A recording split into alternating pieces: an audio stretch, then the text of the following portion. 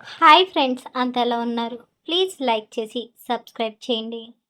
మైరా చూపు తలుపు మీద నిలిచిపోయింది. కొన్ని క్షణాల క్రితం మూసి ఉన్న తలుపు ఇప్పుడు కొద్దిగా తెరుచుకుంది. గాలి వల్ల అయి ఉండవచ్చు అని తనను తాను నచ్చజెప్పుకుంది. కానీ చుట్టూ ఒక్క ఆకు కూడా కదలటం లేదు. నెమ్మదిగా ముందుకు నడిచింది. షెట్టు దగ్గరికి వెళ్ళే కొద్దీ లోపల నుంచి పాత చెక్క వాసన, తేమ వాసన వస్తున్నాయి. తలుపును మెల్లగా తోసింది. కీచ్ అనే శబ్దంతో అది కొద్దిగా తెరుచుకుంది. లోపల సందుల్లోంచి దుమ్ము పట్టిన సామాన్లు, విరిగిన కుర్చీ చెక్కలు కనిపిస్తున్నాయి. మైరా తాళం తీయబోతుండగా మాలితాత గొంతు వినిపించింది. అమ్మాయిగారు అంటూ. మైరా వెనక్కి తిరిగి చూసింది. తాత వేగంగా నడుచుకుంటూ వస్తున్నాడు. అతని ముఖంలో ఎప్పుడూ కనిపించిన ఆందోళన కనిపించింది. ఆ షెడ్డు దగ్గరికి వెళ్ళొద్దు అమ్మగారు అని చెప్పాడు. మైరా ఆశ్చర్యంగా అతని వైపు చూసింది. ఎందుకు అని అడిగింది. తాత కాసేపు మౌనంగా నిలబడ్డాడు. అది చాలా ఏళ్ళుగా మూసి ఉంది. మీ నాన్నగారు కూడా అక్కడికి వెళ్ళేవారు కాదు. ఆ మాట విన్న తర్వాత తాళం తెరవాలనుకున్న మైరా నిర్ణయం మార్చుకుంది. చేసేదేం లేక వెనుదిరిగింది. ఆ రోజు అలా గడిచిన తర్వాత రాత్రి అయింది. ఆ రాత్రి మైరా నిద్ర నుంచి ఒక్కసారిగా మేల్కుంది. ఎందుకు మెలకువలో తనకే అర్థం కాలేదు. గడియారం వైపు చూసింది. 2:15. గది మొత్తం నిశ్శబ్దంగా ఉంది, కానీ ఏదో తప్పుగా ఉందనే భావన మాత్రం పోవడం లేదు. కొద్దిసేపు అలా పడుకుంది. అప్పుడు ఆమెకు ఒక విషయం అర్థమైంది. నిద్రపోయే ముందు తన గది తలుపు పూర్తిగా మూసింది. ఇప్పుడు మాత్రం అది కొద్దిగా తెరుచుకుని ఉంది. మైరా నెమ్మదిగా మంచం మీద కూర్చుంది. గాలి లేదు, కిటికీలు మూసి ఉన్నాయి. మరి తలుపు ఎలా తెరుచుకుంది? ఆమె చూపు తలుపు చీలిక వైపు వెళ్ళింది. బయట కారిడార్ కనిపిస్తుంది. చీకటి మాత్రమే ఉంది. కానీ ఆ చీకటిని చూస్తుంటే ఎవరో అక్కడ నిలబడి తన గది వైపు చూస్తున్నట్లు కనిపించింది. కొన్ని క్షణాలు గడిచాయి. ఏమీ జరగలేదు. మైరా తనను తాను శాంతింపజేసుకుంది. ఇది నా ఊహ మాత్రమే అనుకుంది. అదే సమయంలో కారిడార్ చివర ఉన్న గోడపై వేలాడుతున్న పాత ఫ్యామిలీ ఫోటో కింద పడిన శబ్దం వినిపించింది. మైరా ఉలిక్కిపడి ఆ వైపు చూసింది. బయటికి వెళ్ళాలనిపించలేదు, కానీ గదిలో ఉండడం ఇంకా భయంగా అనిపించింది. చివరకు మంచం దిగి ఒక అడుగు, ఇంకో అడుగు తలుపు దగ్గరికి చేరుకుంది. కారిడార్లో చూసింది. ఫోటో నిజంగా నేలపై పడి ఉంది. కానీ ఆమె చూపు అక్కడితో ఆగిపోలేదు. ఫోటో పడిన చోట నేలపై తడి అడుగులు గుర్తులు ఉన్నాయి. అవి ఇంటి లోపలికి వచ్చాయి, కానీ బయటికి వెళ్ళిన గుర్తులు మాత్రం లేవు. మైరా చూపు ఆ తడి అడుగులు గుర్తులపై నిలిచిపోయింది. అవి నిజంగానే ఉన్నాయి. తనకి భ్రమ కలగలేదా అనుకుంటుంది. ఒక్కొక్క అడుగు స్పష్టంగా కనిపిస్తుంది. కానీ వాటిలో ఇంకో వింత ఉంది. అవి మనిషి అడుగుల్లా లేవు. పాదం ఆకారం ఉన్న వేళ్ళు గుర్తులు మాత్రం కనిపించడం లేదు. మైరా నెమ్మదిగా దగ్గరికి వెళ్ళింది. నేలపై చేయి పెట్టి చూసింది. ఆ నీరు ఇంకా ఎండిపోలేదు. అంతే, కొద్దిసేపటి క్రితం ఎవరో అక్కడ నడిచారు. అదే సమయంలో ఇంటి పై అంతస్తుపై ఒక కుర్చీ ఇచ్చినట్టు శబ్దం వచ్చింది. మైరా గుండె బలంగా కొట్టుకుంది. ఆ ఫామ్ హౌస్ పై అంతస్తు చాలా సంవత్సరాలు మూసి ఉంది. అక్కడ ఎవరు ఉండరు.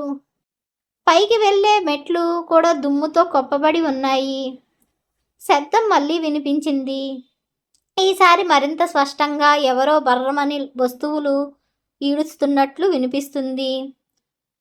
మైరా చూపు మెల్లగా మెట్ల వైపు తిరిగింది.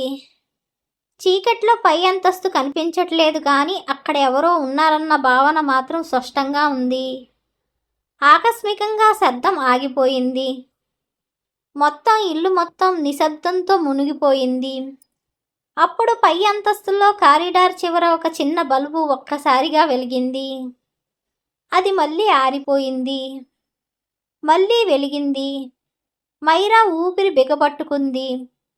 ఆ బల్బుకి కరెంట్ కనెక్షన్ లేదని మాలితాత నిన్నే చెప్పాడు. మూడోసారి బల్బు వెలిగినప్పుడు దాని కింద ఎవరో నిలబడిన ఉన్న ఆకారం కనిపించింది. ముఖం కనిపించలేదు. కేవలం నల్లని నీడ మాత్రమే. బల్బు మళ్ళీ ఆరిపోయింది. ఈసారి శాశ్వతంగా చీకటి మొత్తం ఇంటిని మింగేసింది. అదే క్షణంలో పై అంతస్తులోంచి ఒక చిన్నపిల్లవాడి నవ్వు వినిపించింది. ఆ చిన్నపిల్లవాడి నవ్వు వినిపించిన క్షణంలో మైరా శరీరం మొత్తం బరువెక్కిపోయినట్లు అనిపించింది.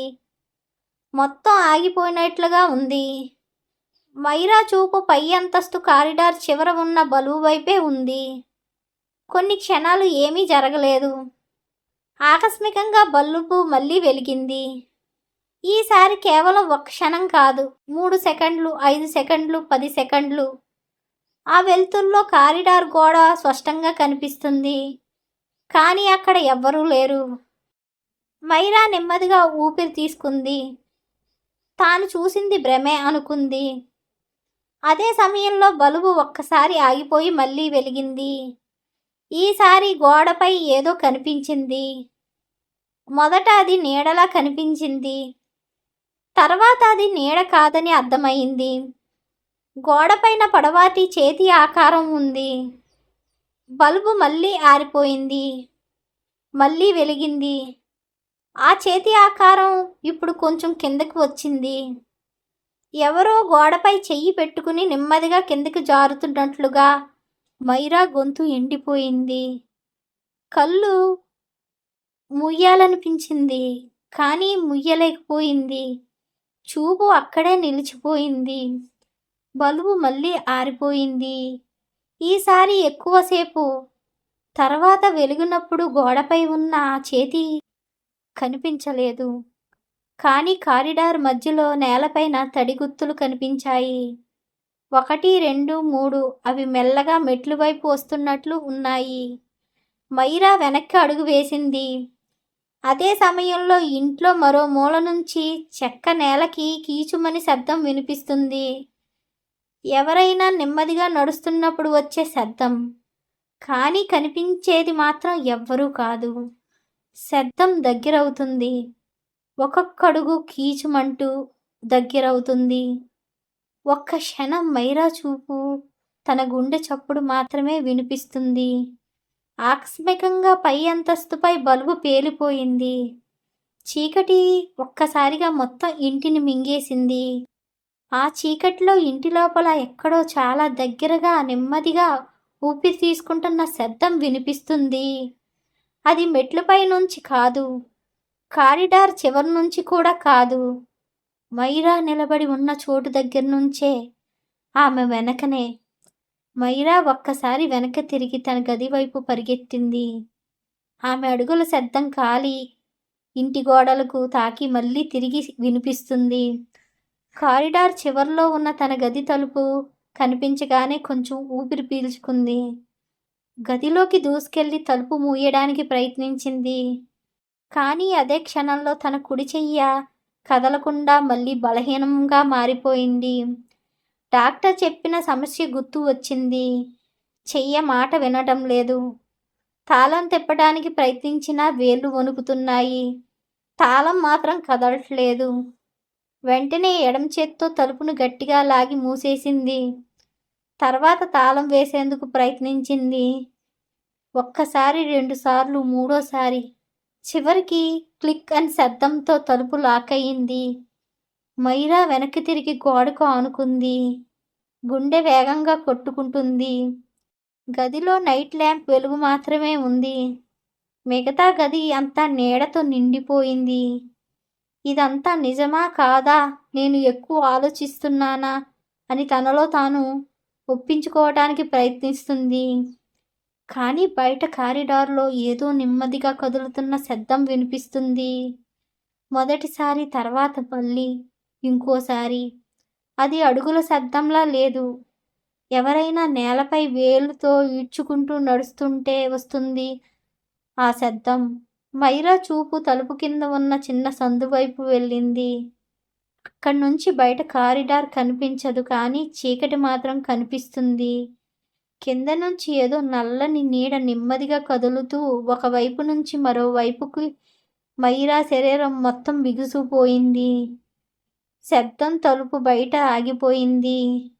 ఇప్పుడు పూర్తిగా నిశ్శబ్దం. అంతా నిశ్శబ్దం.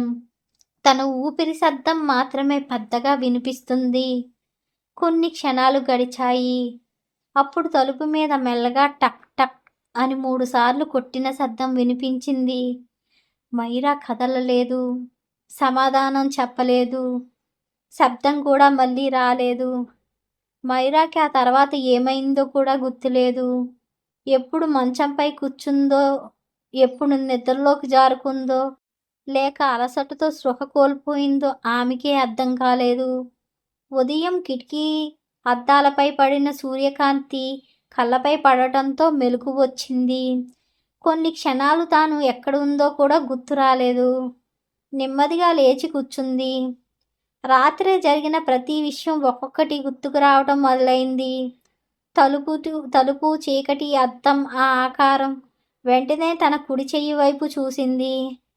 రాత్రి మాట వినని ఆ చెయ్యి ఇప్పుడు మామూలుగా ఉంది. వేళ్ళు కదులుతున్నాయి. ఎలాంటి సమస్య లేదు.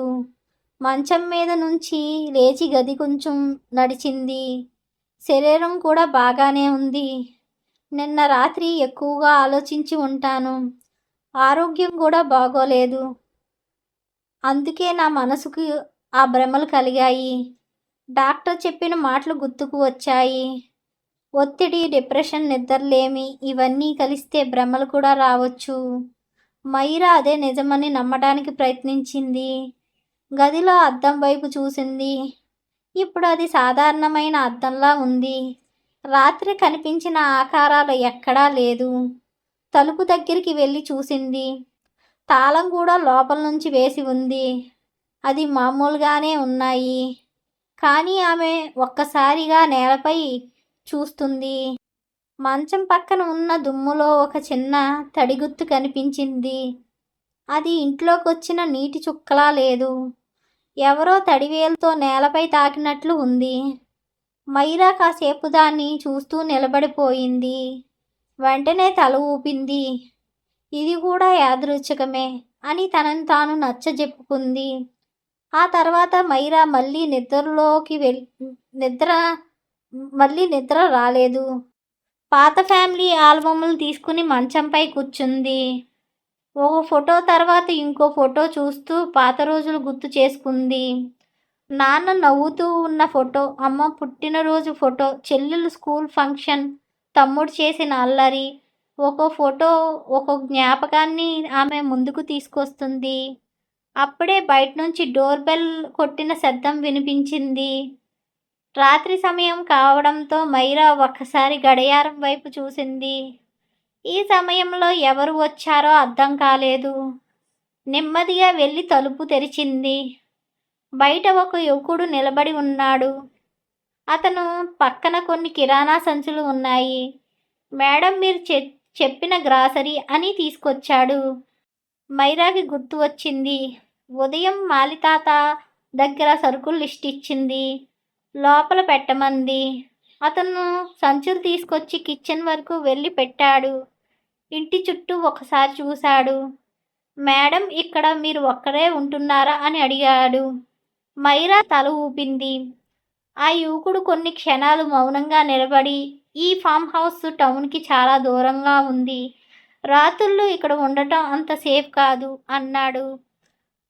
పర్లేదు, ఈరోజు మా కజిన్స్ వస్తున్నారు, అందుకే నేను ఒంటరిగా ఉంటున్నాను అంది మైరా సహజంగా. ఆ మాట విన్న వరుణ్ ముఖంలో చిన్న నవ్వు కనిపించింది. అయితే మంచిది మేడం, కనీసం నాకు కంగారు ఉండదు అన్నాడు. అవును, నా పేరు వరుణ్ అని చెయ్యి ముందుకు చాచాడు. మైరా కూడా తన పేరు చెప్పింది. నేను ప్రతి 15 రోజులకు ఒకసారి ఇక్కడికి సరుకులు తీసుకొస్తాను. ఏదైనా అవసరం ఉంటే ఈ నెంబర్కి కాల్ చేయండి అని చిన్న కాగితంపై నెంబర్ రాసి ఇచ్చాడు. థ్యాంక్స్ చెప్పింది మైరా. పర్వాలేదు మేడం, ఏ సమయమైనా నాకు ఫోన్ చేయండి, నేను దగ్గరలో ఉంటాను, వీలైతే తొందరగా వస్తాను అని చెప్పి బయటకు నడిచాడు. మైరా తలుపు చూసి తిరిగి ఆల్బమ్ దగ్గరికి వచ్చింది. వరుణ్ ఇచ్చిన కాగితాన్ని టేబుల్ పైన పెట్టబోతుండగా ఆమె చూపు ఒక్కసారి ఆగిపోయింది. ఆ కాగితంపై ఉన్న ఫోన్ నెంబర్ కింద ఒక వాక్యం కనిపించింది. రాత్రి 12 తర్వాత పై అంతస్తుకు వెళ్ళొద్దు. నెక్స్ట్ పార్ట్కి సబ్స్క్రైబ్ చేయండి.